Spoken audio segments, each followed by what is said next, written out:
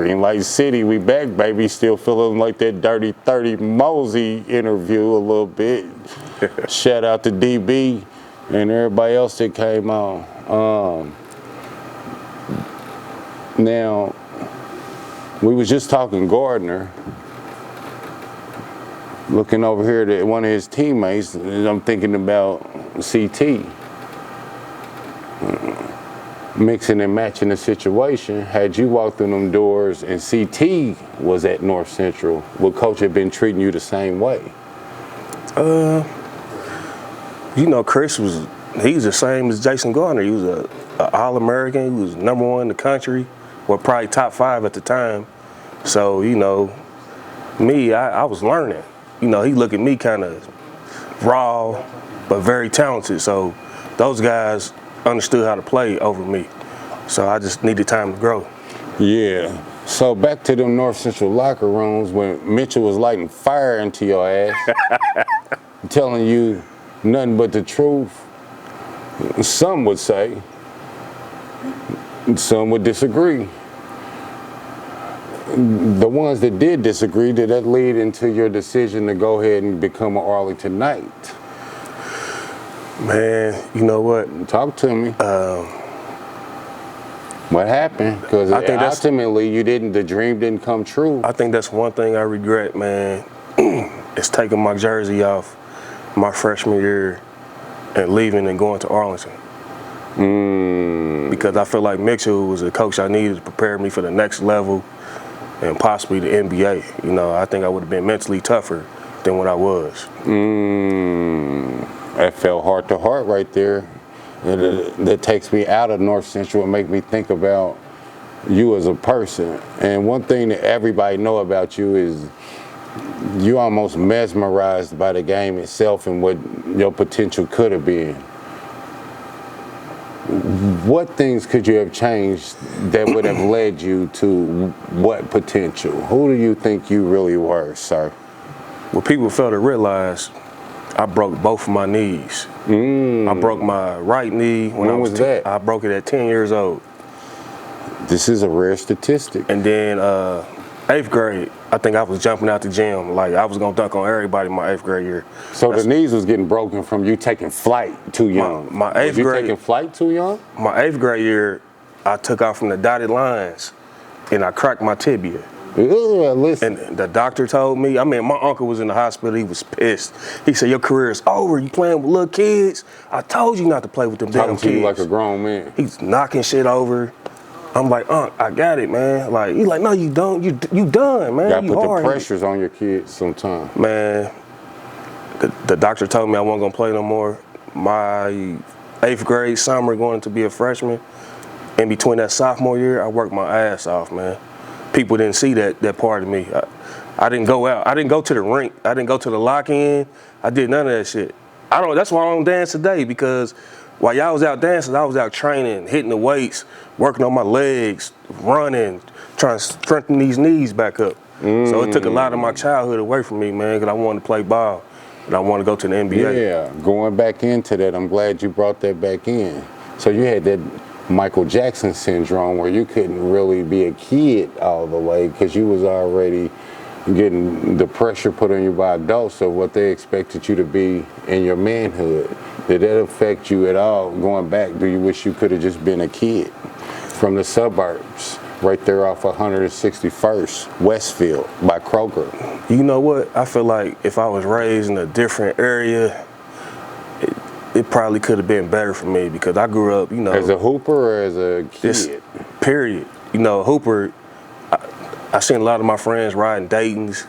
There was a lot of dope men sold in my neighborhood. So, you know, it's a lot of distractions when you're trying to be focused and focus on your goals. So I think growing up in, you know, a structured home probably would have been better. Like a lot of people that made it to the NBA, they kind of had they structure at home.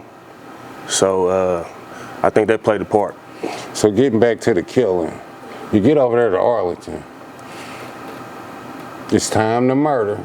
And now you done gambled on yourself. Now you done downgraded yourself. I once did this when I went from the Mid-American Conference to the Mid-Con, but we walked out as champions. How did it work out for you? I think my freshman year at Arlington, you know, they already had their team made. I came in like December, November.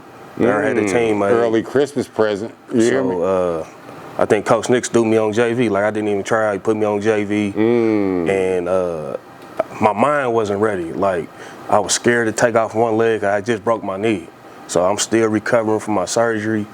I'm trying to find my ways to score again. So you know, I'm more athletic now. I didn't get to show my explosiveness in 8th grade. So now I'm a freshman. Playing fresh off an injury. Yeah. I know about that. There was a lot of guys that got hit for 25. I could have hit them for 40, but the Achilles was hurting. Yeah, I just didn't know about that because we wasn't doing no crying. So I fully relate. With that being said, I hear Coach Nix not a good coach. I need the short answer. I wouldn't say he wasn't. Well, let's go quick 3 or 5. You didn't know what it meant, but you will soon. You're going Coach Nix or Doug Mitchell? Mitchell. You're going Coach Nix or you're going Steve Whitty? Whitty. You're going Coach Nix or Jack Kiefer? And I mean, I want the Jack off the Jack Daniels. Jack off the Jack Daniels. I'll take the Jack off the Jack Daniels. Okay, But, hold on. We don't have enough time for you to clear his name. Guilty. With that being said, I get back to it. With that being said, it's time to go on a run. You fresh off an ineligible situation. We're talking about that in a minute. You come back, and I believe you take your team to the sectional title, which they hadn't achieved since dude got stabbed in the lunchroom at Arlington. Shout out to Peace. Shout out to Peace, because I was scared when I heard that as a kid, but good thing I've become brave and can remember and giggle now. What happened about this title run with that fire in you, with the ineligibility first coming of a couple seasons? But for one, my junior year, I think we had the best team in the state of Indiana. Who was on it? Names. Delco was All-State. Who was Delco? He was All-State Power Forward. He went to Michigan State, ranked top 100 in the country. So Izzo was whispering in his ear. Tom Izzo was telling him, Delco, we need you.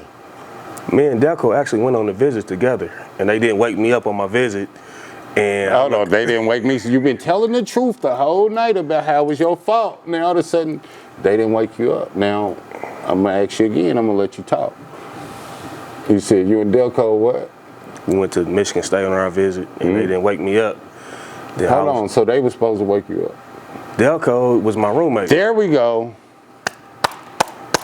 Coaches teach all teams. You got to wake your roommate up or y'all both in trouble. Is this lies? No. Okay. Delco.